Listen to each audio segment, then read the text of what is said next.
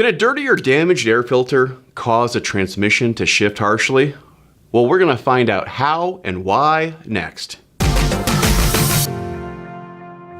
This video is sponsored by Mala, manufacturers of engine components, filters, and peripherals. Visit mala-aftermarket.com for more information.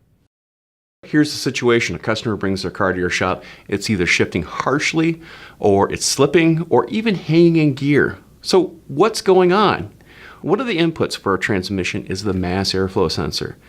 They compare this to the throttle position and also the air coming into the engine to measure the load and the desired gear for the transmission. If this is malfunctioning, well, the shifts are not going to be what they should be. What damages or contaminates a mass airflow sensor? Well, it's actually the air filter or the lack of an air filter or air bypassing the filter itself. Inside that air is typically debris. Sometimes it has sand in it. That sand is silica. And once it gets onto the mass airflow sensor and the hot wires or the film plate, it sticks there. And this contamination prevents the mass airflow sensor from reading the air going by it. This means that the transmission, it's not getting the full story of what the customer wants the transmission and also the engine to do.